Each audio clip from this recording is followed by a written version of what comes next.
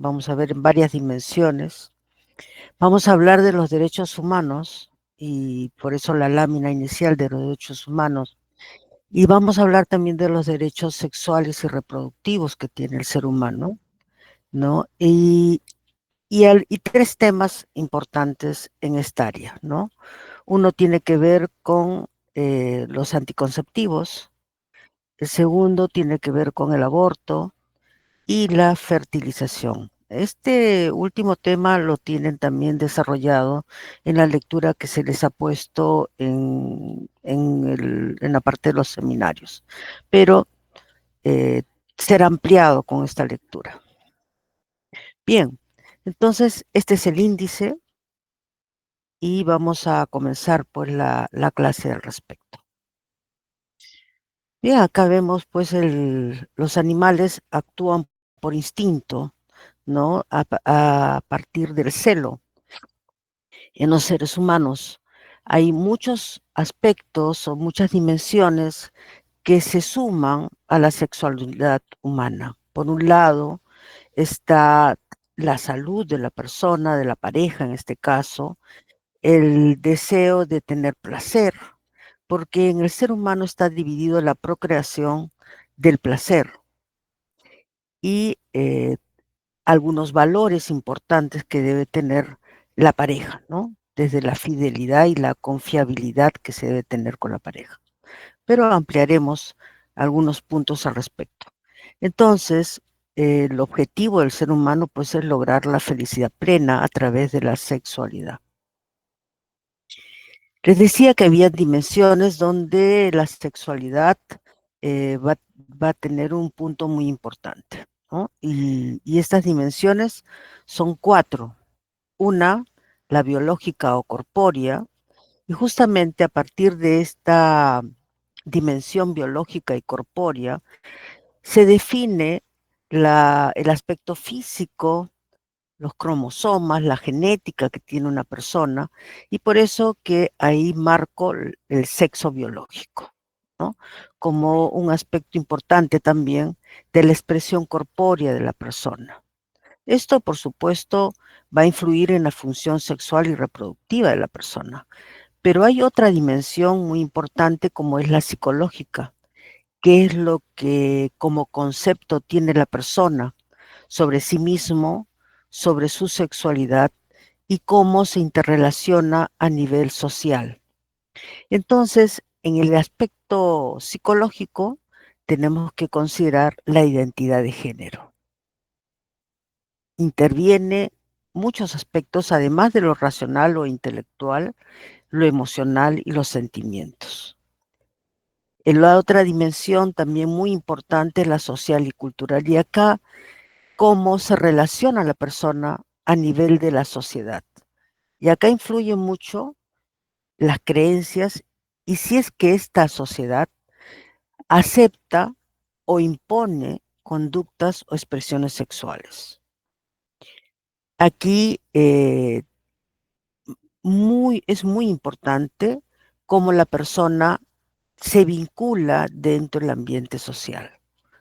Muchas veces aquí en este aspecto no tienen muchos problemas las personas, como vamos a ver en lo que es la diversidad sexual. Y el aspecto espiritual y ético que tiene que ver con los valores, los proyectos que tiene la persona, la capacidad de amar, la búsqueda justamente de la intimidad, y vamos a verlo también en los derechos humanos y en los derechos de la sexualidad, cómo se debe de preservar el derecho a la intimidad de las personas, a su expresión dentro de las relaciones sexuales.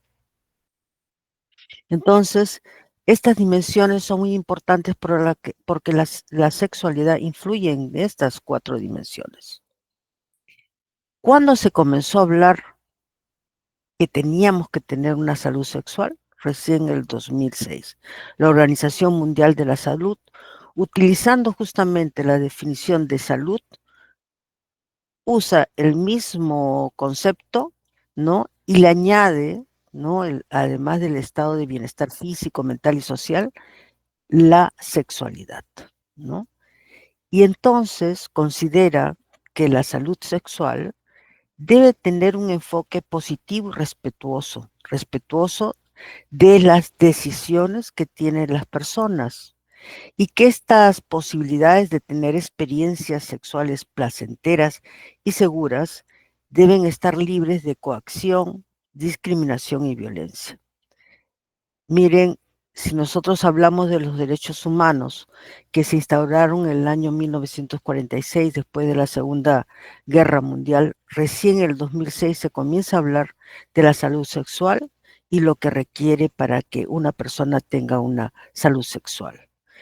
Y para que esto se logre y se mantenga, vamos a hablar de los derechos sexuales que deben de ser protegidos por todas las personas a través de sus constituciones y de sus estados y deben ser protegidos para que se pueda ejercer libremente y a plenitud la sexualidad.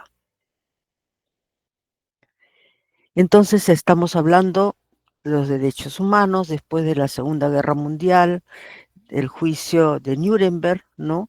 En la cual se habla de los derechos humanos y se dice pues que los derechos, las personas son universales e iguales y tienen derecho a la libertad de opinión, al derecho a la educación, a la salud, al trabajo. Sin embargo, no se hablaba de sexualidad en esa época, ¿no? Recién en el año 1968, en la Conferencia sobre los Derechos Humanos en Teherán, ¿no? Se incluye recién la palabra del derecho de las parejas para decidir libre y bajo responsabilidad el número y espaciamiento de los hijos.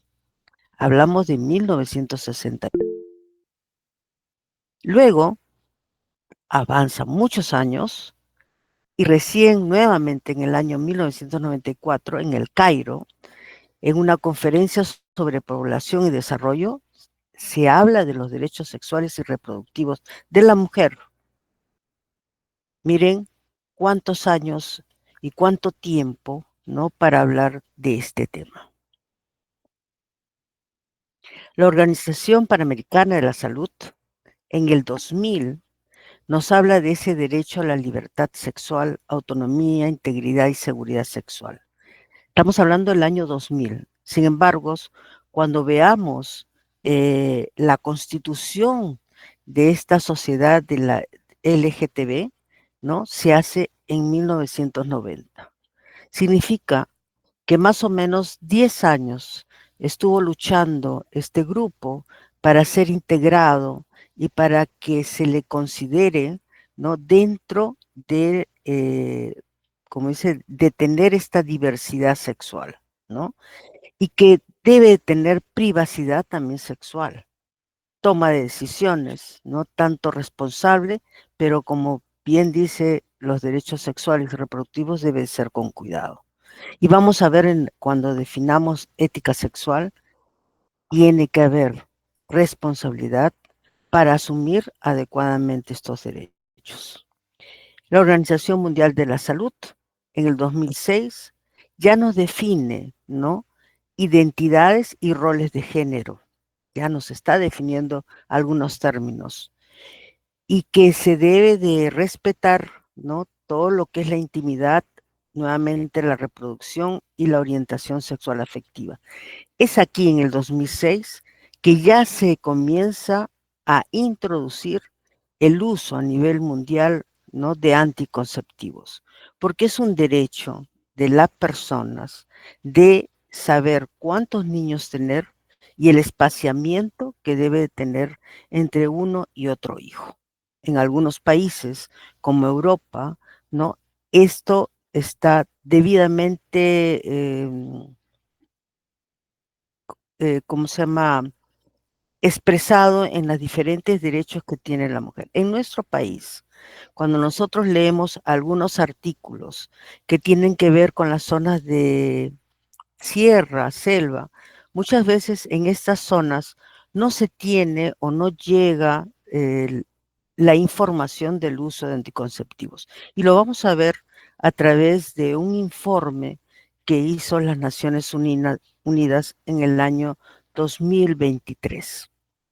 Entonces, en ese tiempo, estamos hablando de 2006, se consideraba que debía evitarse el embarazo en las adolescentes y cuando la persona tenía enfermedades crónicas como podía ser un cáncer y que necesitaba el tratamiento de cáncer y evitar la natalidad. Sabemos que si no se cumple con el uso adecuado, pues de entrega de estos anticonceptivos modernos, ¿no? También estamos quitando a las mujeres la oportunidad de educación, ¿no? Y hacer un crecimiento demográfico, como dice, balanceado, ¿no? Además de desarrollo económico. Y eso lo vemos en algunos trabajos que se hacen de la zona de sierra y selva, donde la mujer en la adolescencia pierde ya la oportunidad de seguir educándose. Muchas de ellas quedan con con la secundaria al inicio de la secundaria. Ya van haciendo una familia, van teniendo hijos y no hay un control adecuado del crecimiento demográfico. Así que afecta no solamente en lo físico, en lo emocional, sino también en las oportunidades que puede tener una mujer si es que tiene el debido consejo, ¿no? Y pueda tomar sus propias decisiones por el uso de anticonceptivos. Entonces, estábamos hablando, ¿no? De los derechos sexuales y derechos reproductivos, ¿no? El derecho, ya hemos visto los derechos sexuales, de poder practicar la sexualidad libre y placenteramente, y donde haya respeto y donde haya cuidado de su privacidad, ¿no? De la privacidad y su intimidad, ¿no? Si vamos a ver que en algún momento estos derechos sexuales han sido y siguen siendo vulnerados porque muchas veces entre las parejas se toman algunos videos y estos videos muchas veces son publicados en redes sociales, ¿no? Y entonces todavía seguimos, todavía no hay leyes que castiguen debidamente a estas personas que vulneran la intimidad de las parejas o de, en este caso a veces de la jovencita, ¿no? De la joven que es expuesta a su intimidad, ¿no? Cuando está practicando la sexualidad. Además, se añade en los derechos sexuales, ¿no? La información que deben de tener las personas, no solamente para el uso de sus anticonceptivos y evitar, como dice, la procreación, sino también el si tiene alguna enfermedad o contrae una enfermedad infecciosa, el Estado debe de brindarle el tratamiento adecuado. Los derechos reproductivos están también en la Constitución. Toda persona tiene derecho a la reproducción. Y esto es importante considerarlo, ya que muchas veces en algunos centros de salud, cuando una pareja no puede lograr la reproducción, ya sea uno o el otro es infértil, lo consideran y no cubren este tratamiento en lo que es la infertilidad. Y la infertilidad es una enfermedad que debe ser atendida por los estamentos de salud. Entonces, los derechos reproductivos permiten que la persona tenga libertad para decidir tanto el número y el espaciamiento de hijos o hijas que desea tener. Les decía que en el año 1990 ya se comenzó a conformar esta asociación, primeramente de LGBT, ¿no? Lesbianas, gays, bisexuales y transgénero. Sin embargo, ha habido mucho trabajo de este grupo, ¿no? Para que sean aceptados y para que sean respetados sus derechos.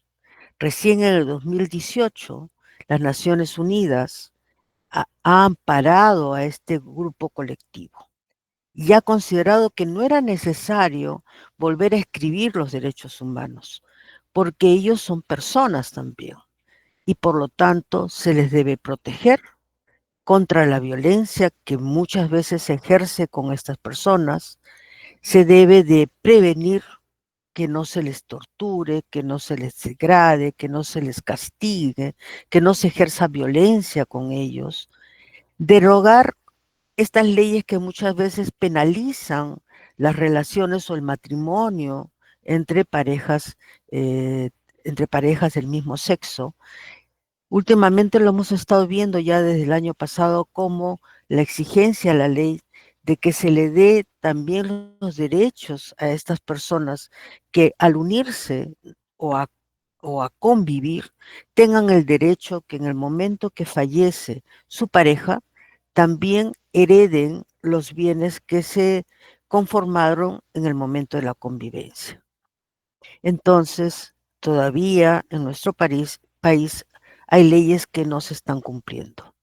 Como decía, prohibir la discriminación y salvaguardar la libertad de expresión que tienen. Ellos tienen también la libertad de expresarse, ¿no? Reunirse y formar asociaciones que se protejan sus derechos y también ellos asuman sus responsabilidades civiles.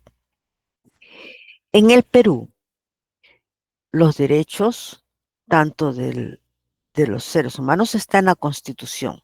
Sin embargo, tenemos algunas leyes que son necesarias comentarlas, como la ley 28983, que da la oportunidad tanto a hombres y a mujeres, la ley de salud 26842 y también las resoluciones ministeriales donde se han aplicado las guías de salud sexual y reproductiva.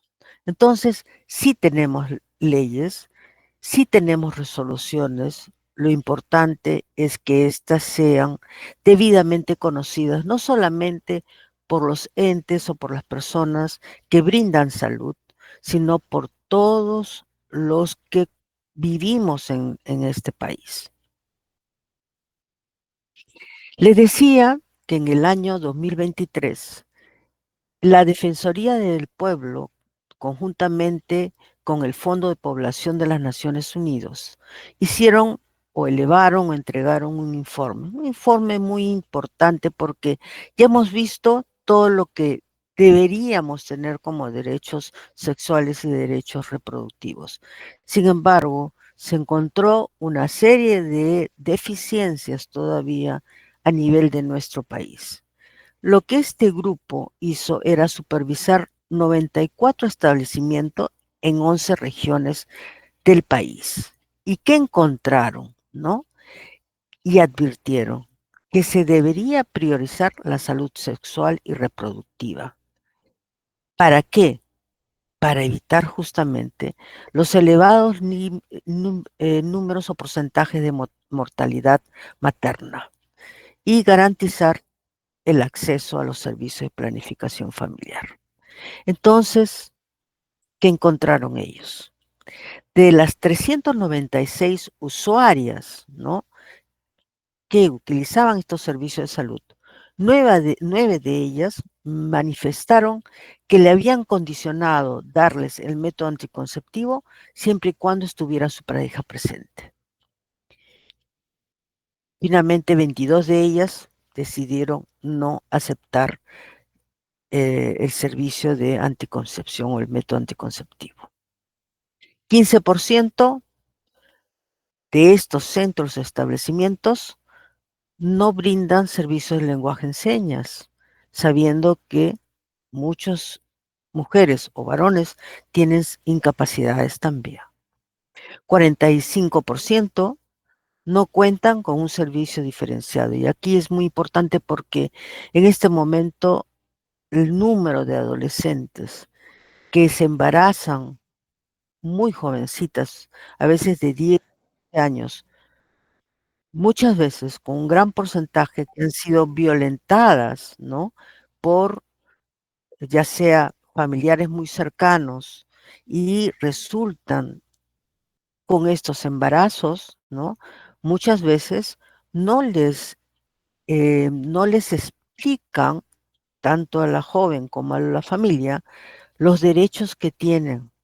Ya sabemos que antes de los 14 años pueden, hay una hay un protocolo para la atención de adolescentes, ya que hasta antes de los 14 años se considera que no están en capacidad de embarazar y poder pasar el embarazo sin poner en riesgo su salud.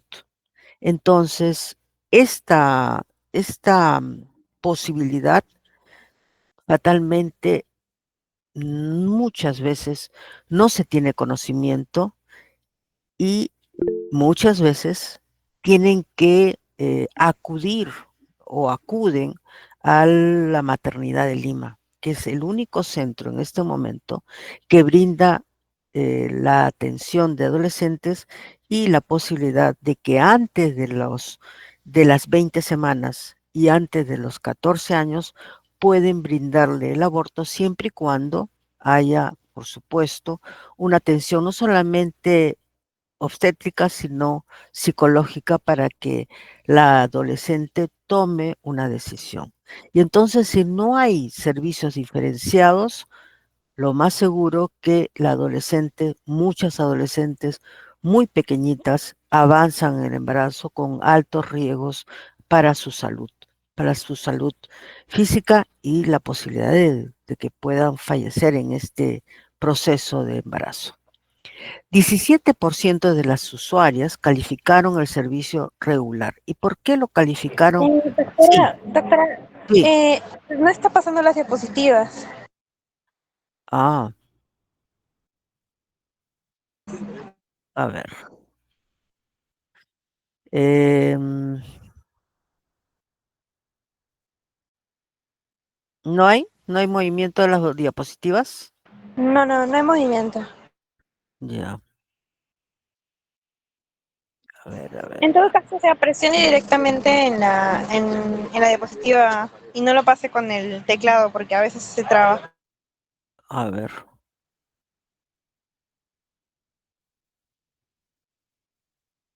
Aquí hay movimiento. Hay Ahorita me está movimiento ahí. compartiendo pantalla, doctora. Ahora hay movimiento o No, se doctora, salió. ha dejado de compartir pantalla. Sí, Ah, ya, se ha un salido. ratito.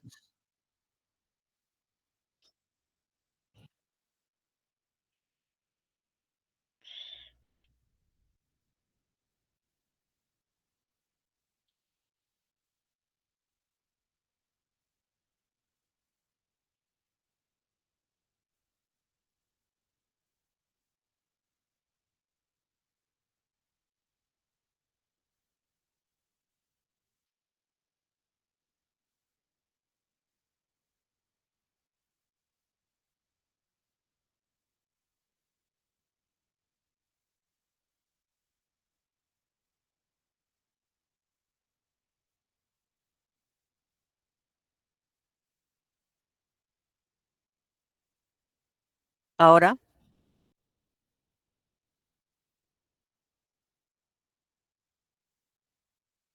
puedo, Sí, doctora, ahora sí.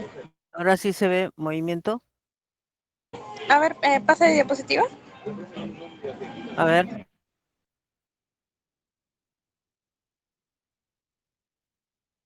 ahora, Ah, no, ahorita no ha cambiado. Se ha mantenido en la diapositiva de ética sexual y la revolución sexual.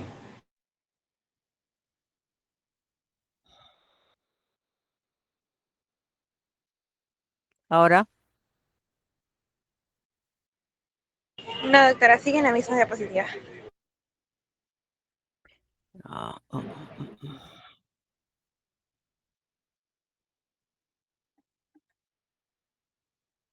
Ya hay movimiento, doctora. Hay movimiento, pero ¿dónde nos quedamos aquí? Ahora, salvo que está Sí, chico, ¿no? sí, ahora sí. Así, nos quedamos así, ¿sí? ¿Quedamos así? Quedamos en... No, Sí, sí, quedamos, doctora. ¿se puede ver? ¿Se puede ver? Sí se ve. Ya. Bien, entonces 17% de las usuarias consideraron que los comentarios que hacían las personas que trabajan en salud, ¿no? No le causaban comodidad, ¿no? Eran incómodos y muchas veces no se le brindó orientación y consejería. Por lo tanto, el trato no fue adecuado. A ver, vamos a ver, ahora sí. Ahora cambié. Estamos hablando del presupuesto. Muchas veces no contaban con presupuestos, algunos no sabían que tenían presupuestos. Y aquí lo más importante, el kit de emergencia. Solamente 87% de los centros de salud contaban con kit de emergencia. Y entre el año 2019 y 2020, Puno y Loreto, que eran establecimientos donde habían más casos de violencia sexual, no contaron con kits justamente de emergencia. ¿Cuáles fueron las recomendaciones? Por un lado, a MINSA insistieron en que fortalezca su servicio de salud sexual y reproductiva, que difundan esto.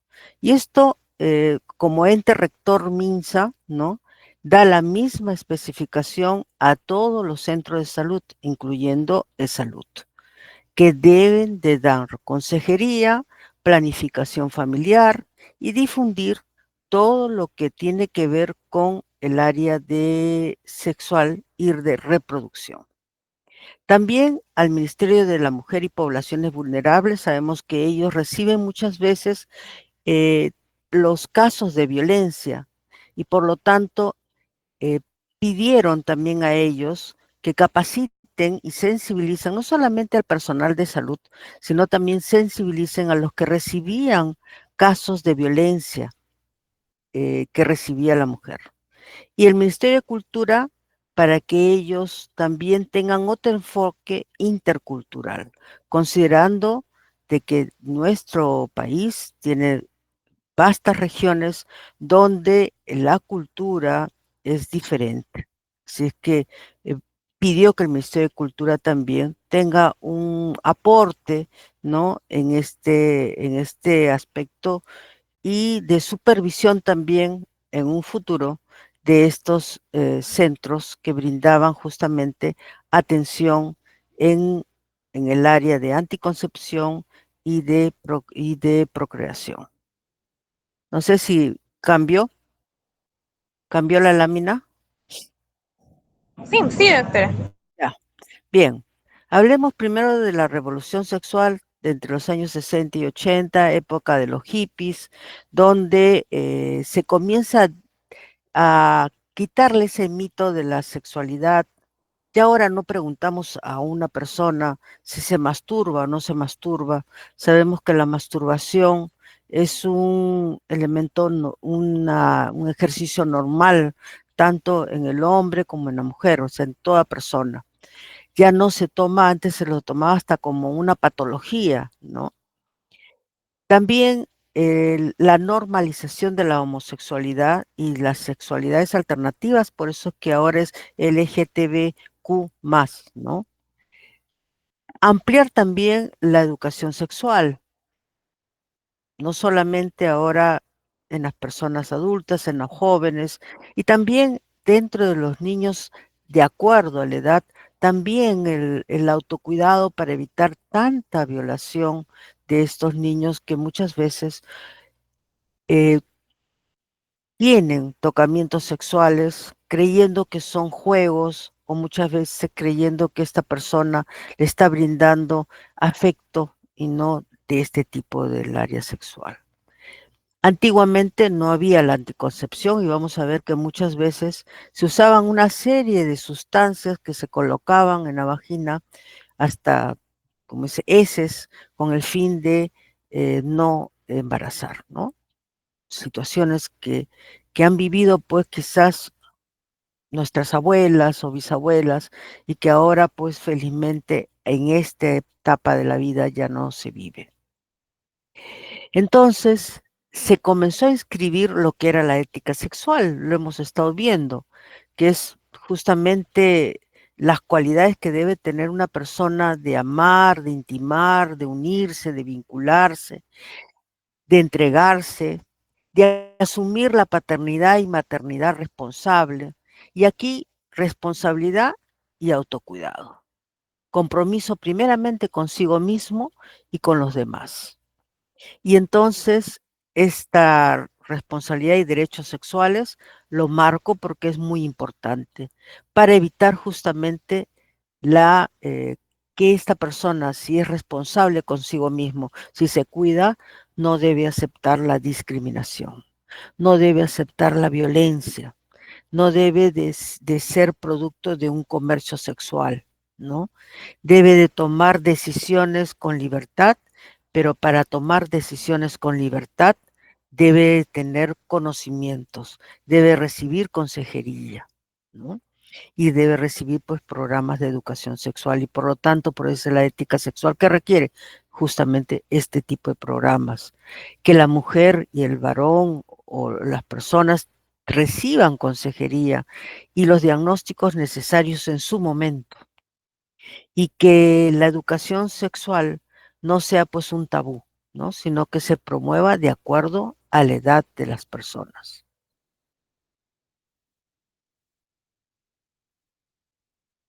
Bien, les decía que íbamos a hablar de tres aspectos. El método anticonceptivo, ahora mucho más a la mano de las personas.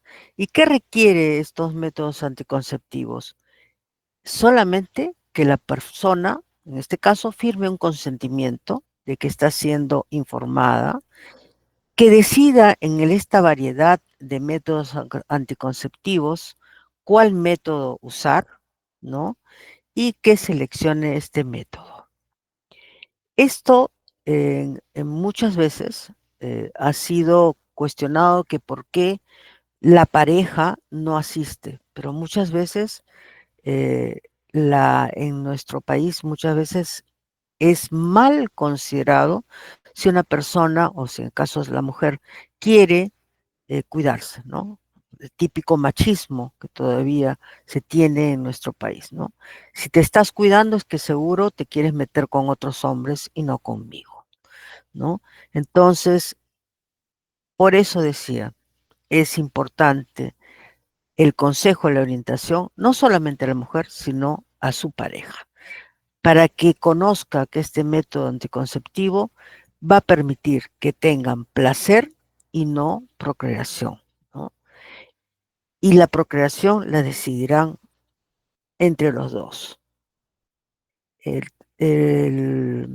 pongamos, veía yo una paciente que actualmente tiene ya 7 hijos y que me informa ella, ¿no? Porque cada vez que tiene un hijo más es un problema más. El esposo es un jardinero que trabaja en la municipalidad con un sueldo mínimo, ¿no? Y con tantos hijos, a veces ella sale, trabaja, pero muchas veces el nacimiento de otro niño no le permite el trabajo, ¿no?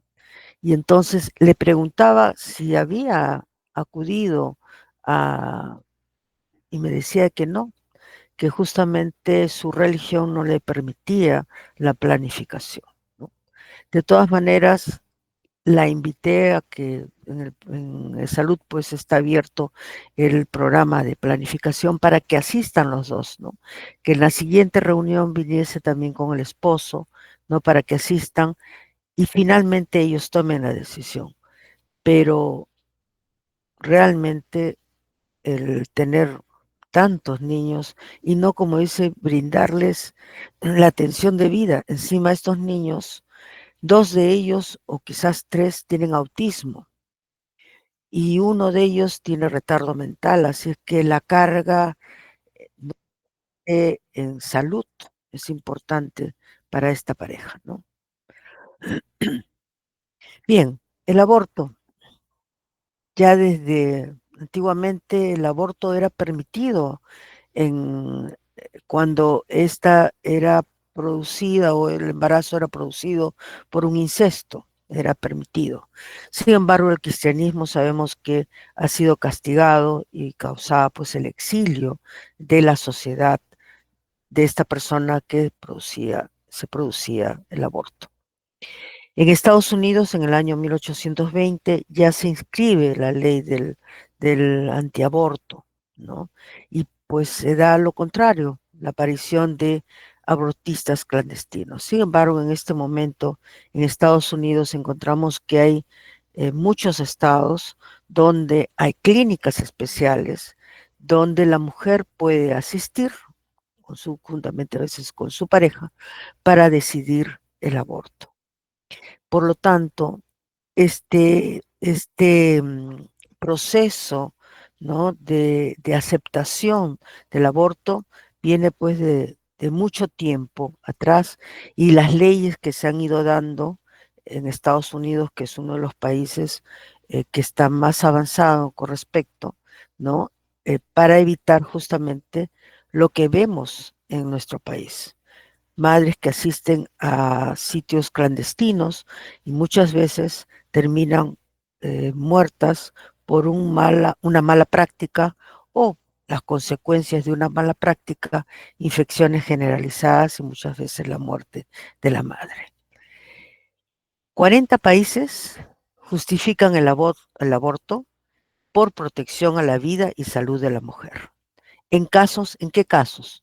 Cuando hay violencia, o sea, cuando hay violación, y cuando este niño pues viene con una serie de eh, eh, problemas físicos, ¿no? Generalmente anencefalia, que finalmente van a morir o antes del parto o a los 3 o 4 días del parto. Sin embargo, hay países que han añadido y justifican el aborto cuando justamente en estas situaciones, cuando son parejas que no tienen medios económicos para tener más hijos, ¿no? Y en estos países se ha añadido el incesto, o sea, cuando ha habido violación por el padre, o en este caso dentro de o sea, haber sido violentadas, ¿no? Sin embargo, en nuestro país solamente se permite el aborto eugenésico, y solamente se permite en nuestro país siempre y cuando se haga una junta médica en la cual se considere que sí, que este niño viene con daños estructurales que no va a permitir su sobrevida, y es así que es permitido en nuestro país.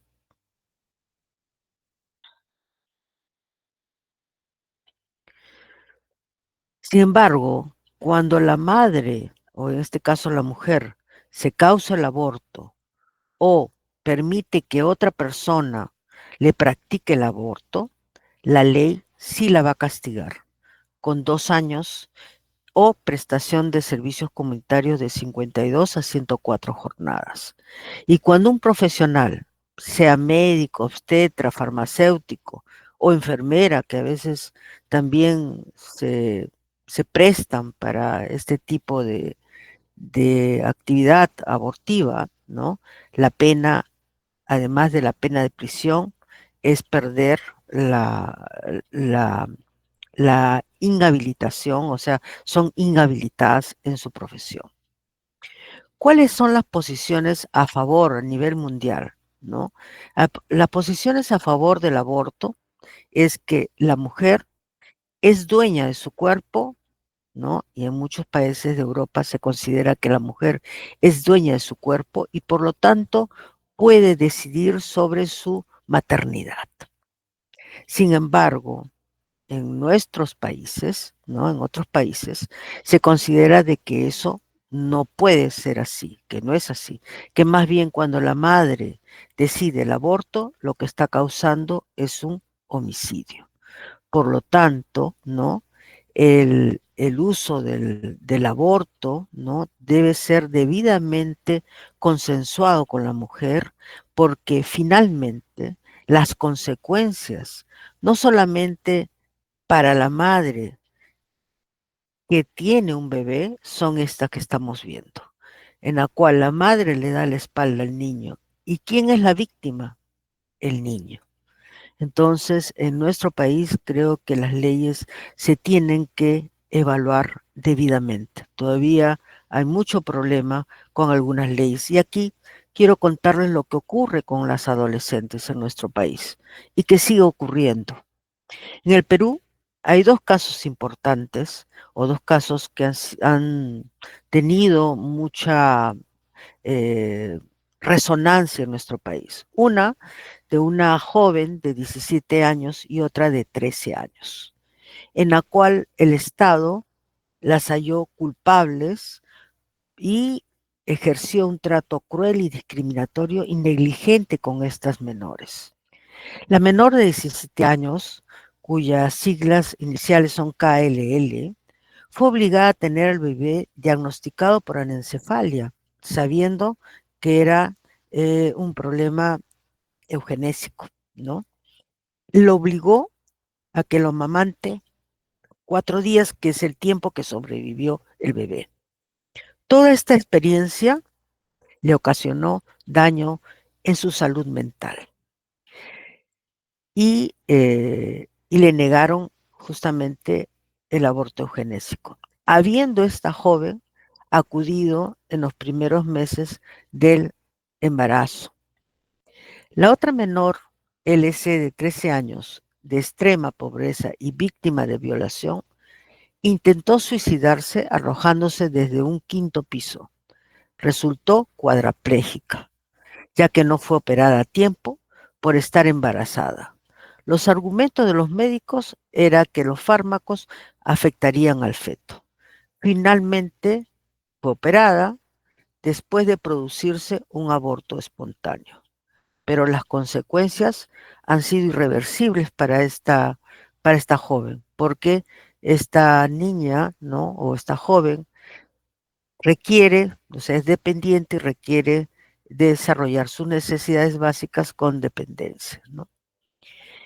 ¿Qué hizo el Comité de Derechos Humanos y la Convención para eliminar, como dice, toda esta forma de discriminación, ¿no? Se ha evidenciado pues graves efectos, afectación en los derechos humanos. Sin embargo, en, siguen habiendo casos. Los invito a leer el caso de Camila, también una niña con menor de 14 años, de 13 años, cuyo padre desde los 10 años abusaba de esta niña. La madre también con serias discapacidades también tenía esta madre. Y a la niña, ¿no? Se embaraza a los 13 años. Es traída, ¿no? A Loreto, y en Loreto le dicen de que ella debe de continuar su embarazo. Sin embargo, esta, esta niña ha sido acogida por la ONGs que la han ayudado a evidenciar su situación. Finalmente pasó el tiempo y más o menos a los 3 meses tiene un aborto así, espontáneo. Tiene un aborto espontáneo, es atendida en la posta, la mandan a su casa y la familia lo que hace es los restos los entierra en la parte de atrás de la casa. El Ministerio de Salud, al saber que esta niña estaba embarazada, pues no conocía que había tenido un aborto espontáneo. A fines del mes van, la buscan, ¿no? Y la llevan, como dice, a la comisaría por haberse provocado el aborto. Y por lo tanto, eh, se le plantea un castigo.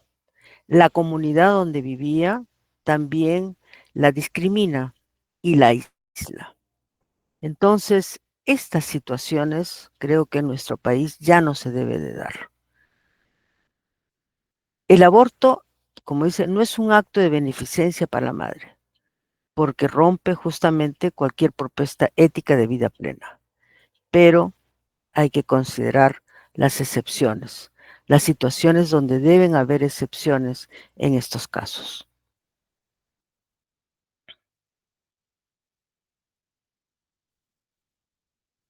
Entonces hay tres criterios. Uno, que la persona, ¿no? O sea, el aborto no debe admitirse en ningún caso, porque el concebido, en este caso, el que está en el proceso de gestación, este feto, este embrión, este feto, es un concebido y debe de protegerse para que no se produzca el delito de homicidio. Otros dicen que debe admitirse, ¿no? Solo en casos especiales, ¿no? De acuerdo a ley, abortos eugenésicos, y lo que se intenta es que también ingrese lo que es producido por violación, ¿no? Porque es un derecho también de la madre. Y el tercero, que es de debe permitirse en cualquier caso que la madre decida, ya que tiene autonomía y tiene derecho a decidir sobre su cuerpo y sus planes de vida. Este tercer punto es el que se utiliza en Europa, en la cual la madre es la que decide, es autónoma sobre su cuerpo, ¿no? Y puede plantear su propio plan de vida. Y el tercer punto que les decía que íbamos a hablar era sobre la esterilización. Vuelvo a repetir, la infertilidad es una enfermedad que debe de ser eh, atendida por los centros de salud. La pareja tiene derecho al control natal, pero también si hay alguna enfermedad genética, podría, ¿no?, evitar el embarazo y por lo tanto tomar otra decisión con respecto a tener un bebé, ¿no? Y entonces se debe de considerar estos propósitos de la esterilización. Control natal, evitar enfermedades genéticas, ¿no? En las parejas. Entonces, ¿a quiénes le debemos de dar el derecho a la reproducción asistida? ¿Qué significa? El poder utilizar la ciencia para que una pareja que es infértil pueda lograr su reproducción.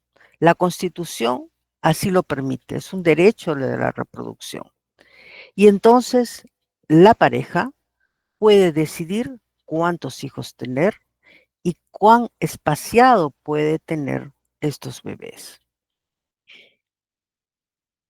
En las mujeres que, como hemos visto muchas veces, que tienen cáncer, ya sea eh, a veces al seno o tienen tratamientos de cáncer, podrían previamente guardar o tener, ¿cómo se llama?, la extracción o tener la posibilidad de extracción de los óvulos que desea, ¿no? Para después quizás del tratamiento puedan procrear, ¿no? Es un derecho que puede tener tanto en la mujer como en el hombre, porque lo hemos visto en cánceres de testículo, en la cual el varón puede también hacer una extracción, ¿no?, de semen y espermatozoides para esperar en otro momento la reproducción. Se puede evitar enfermedades genéticas, ¿no? Pero lo que no se debe hacer es la comercialización.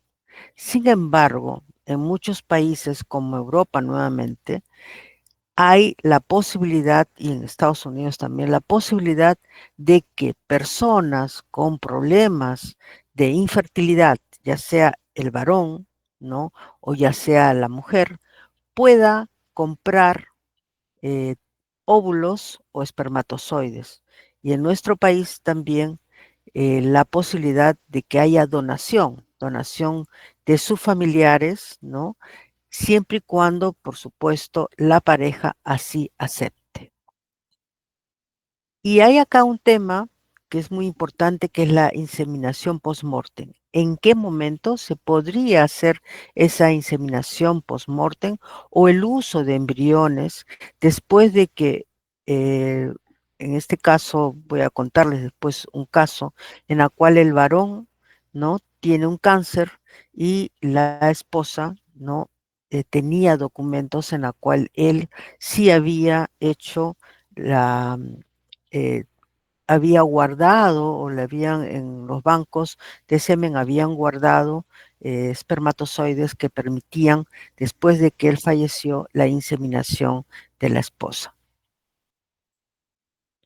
Bien, la procreación asistida pues va a permitir justamente que estas parejas logren la fecundación después de haber tenido esta enfermedad que es la infertilidad.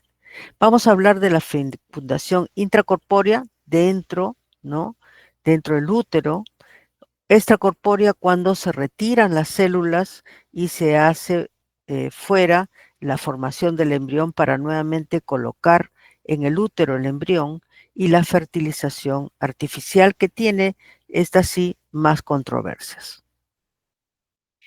La fecundación intracorpórea puede ser con células de la misma pareja, por lo tanto, es una inseminación artificial homóloga con las propias, ya sea el espermatozoide o el óvulo de la mujer. Muchas veces se da cuando hay problemas en ¿cómo se llama? Ya sea en alguna parte del proceso, ¿no? Ya sea por trompas que están obstruidas, ¿no? Y no se permite, y no permite justamente la unión del espermatozoide con el óvulo, ¿no? Entonces, lo que se trata es hacer esta inseminación artificial homóloga con células de la propia pareja.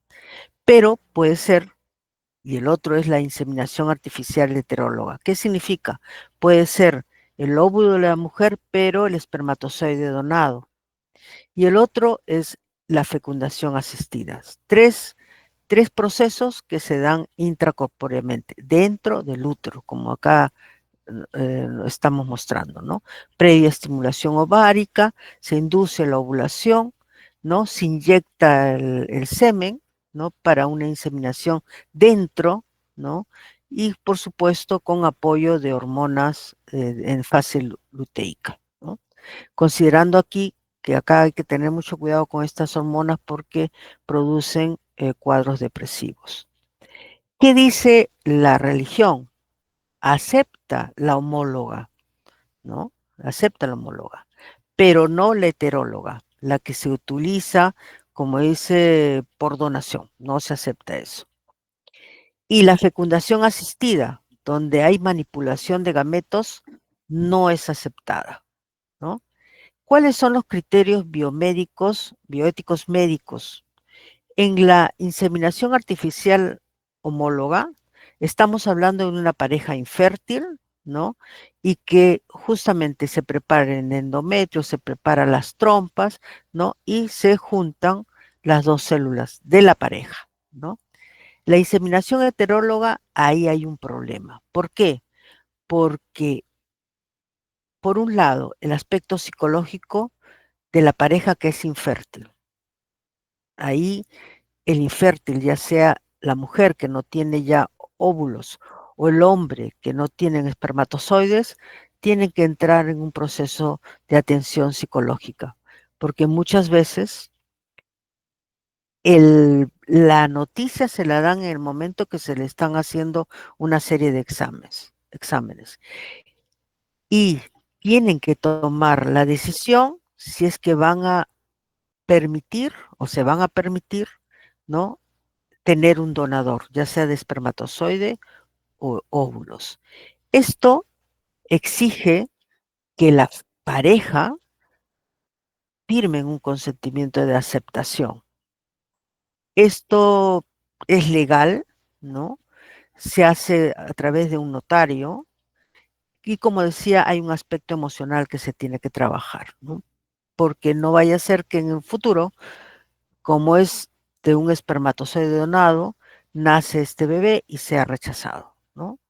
Entonces, acá interviene la psicoterapia también, el aspecto emocional.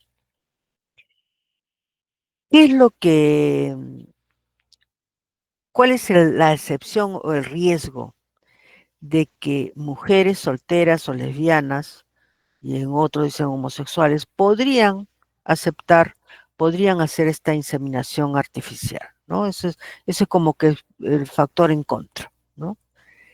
La fecundación asistida, ¿no? El que pueda ser asistida intracorpóreamente, sí es aceptada.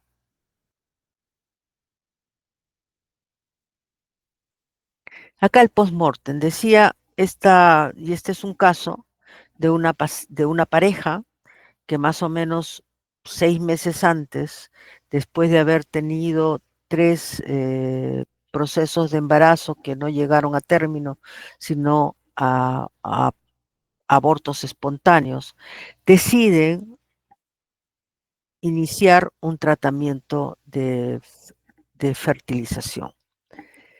Y entonces él se hace todo el estudio, a ella se le hace, tenía trompas obstruidas, ¿no? Se hace toda una preparación tanto de la trompa como del útero, ¿no? Y le encuentran a él un cáncer de páncreas o comienza a tener síntomas que finalmente, como dice, al tercer mes de haber tomado esta decisión, a él le encuentran este cáncer de páncreas, tienen que dejar el proceso de fecundación y lo dejan, como dice, en un stand-by. Entra él al tratamiento por el cáncer, a ella le dicen de que hay todavía posibilidades, hacen grandes gastos y finalmente a los 2 meses él fallece del cáncer de páncreas. Por supuesto, el duelo se da y más o menos entre 2 a 3 meses ella recuerda, ¿no?, que habían pagado para que el semen de él se mantenga o sea, se esté debidamente guardado, ¿no?, en este banco de semen. Entonces ella se acerca a su ginecóloga que le había propuesto inicialmente esta reproducción asistida y le pide que por favor puedan reiniciar el tratamiento, ¿no? Para suerte de ella, como le dijo la ginecóloga, era que ellos habían ya firmado un documento en la cual él aceptaba el tratamiento y estaba ingresando en banco de sangre el semen que iba a ser utilizado para la inseminación de la esposa, ¿no? O sea, habían hecho un documento legal. Es a través de ese documento legal que ella logra que legalmente le acepten de que él era el esposo, o sea, era el papá de este bebé que iba a iniciar ella un tratamiento de reproducción asistida.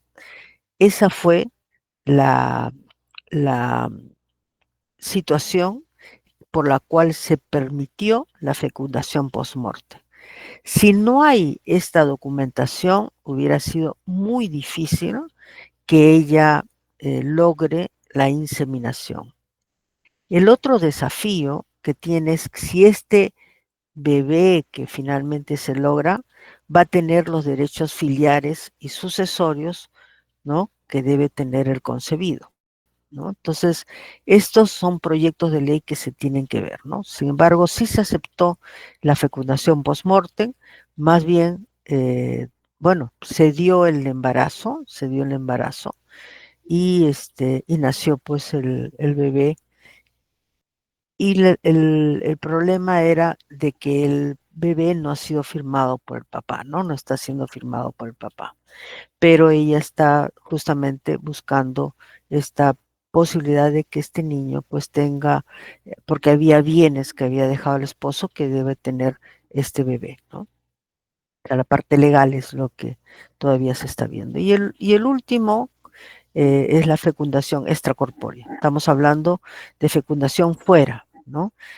Y acá se extrae los óvulos, por supuesto, con el uso de hormonas para la extracción de estos óvulos maduros. Generalmente aquí esta fecundación extracorpórea se hace hasta los 49 años de la mujer, siempre y cuando hubieran óvulos para ser extraídos, ¿no? ¿Cuántos óvulos deberían de ser extraídos para hacer esta fecundación? Lo que exige el especialista es más o menos tener 8 para poder hacer luego la inseminación fuera, ¿no? Fuera en laboratorio, se hace un estudio del ADN, ADN también, se hace estudio para ver qué tan viables, ¿no? O qué tan buenos están estos finalmente hacer la formación de embriones, ¿no? Y se colocan generalmente uno y hay veces dos embriones. Muchas veces los especialistas prefieren colocar dos embriones porque muchas veces dicen se pierde uno, un embrión. En la Iglesia Católica se tuvo un caso, dice, en la cual se formó un primer caso de un niño probeta. Sin embargo, no se publicó, no se publicó otro caso, ¿no? Y causó mucho repudio el haber hecho esto. Los moralistas, dice, reprueban porque se están fertilizando muchas veces óvulos en exceso, salvo que haya sobrantes de la inseminación artificial homóloga, o sea, de la célula de la pareja.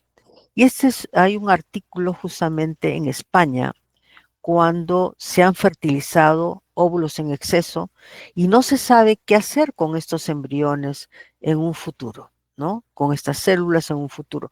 ¿Hasta cuándo deberían de guardarse en los centros, en los bancos de óvulos y espermatozoides? ¿Hasta cuándo? Esto está creando, como es un criterio, un problema ético, ¿no?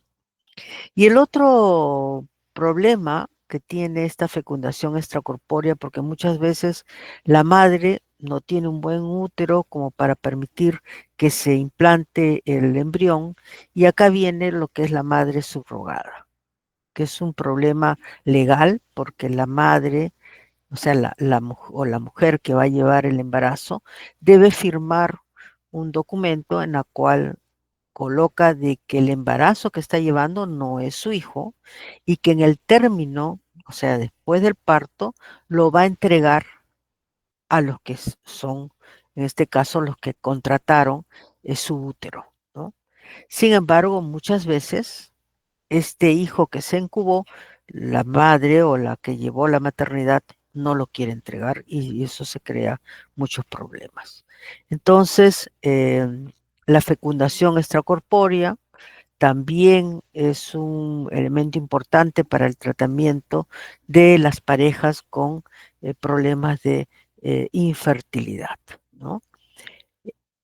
Ahora, el costo, costos muy altos tienen este tipo de tratamientos y por eso es que muchas veces no es brindado, ¿no? En forma, como dice, para todas las personas. Son por lo menos de 5,000 a 8,000 dólares estos procesos de fecundación, generalmente extracorpórea es la más cara, ¿no? Entonces, ¿cuál es cuál está a favor de esta fecundación extracorpórea? Que se podrían donar estos embriones a parejas estériles, ¿no? Y también usar estos embriones para trasplantes o implantes, ¿no? Estamos hablando de las células madre. Bien, y creo que con esto, ¿no? Tenemos una visión de la ética sexual y de los derechos humanos y reproductivos. Esta es la bibliografía. Acá ustedes tienen la de Núñez, un buen artículo con respecto a los problemas éticos de la reproducción asistida. Y después hay unas lecturas muy importantes como Hacia una ética sexual de derechos y responsabilidades de Dixon, muy buena, una publicación de la nacional, ¿no? Y consideraciones éticas del aborto en el contexto de la salud pública de América Latina, también un trabajo muy importante porque da la explicación qué es lo que está ocurriendo en América Latina con respecto al aborto. Y una segunda hoja de bibliografía también importante, que si tienen interés poder también revisarlas. Bien, con eso estoy terminando la exposición. Dejo de compartir.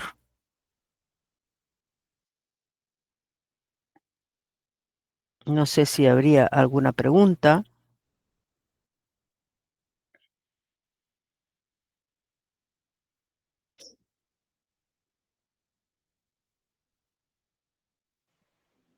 Muchas gracias, doctora, por su increíble exposición. Ya. Bien, muchísimas gracias por haber Gracias, doctora. escuchado en una hora tan difícil, ¿no? Muchísimas gracias. Hasta luego. Muchas gracias también a ustedes, Buenas doctora, noches. por favor. Buenas noches, buenas noches.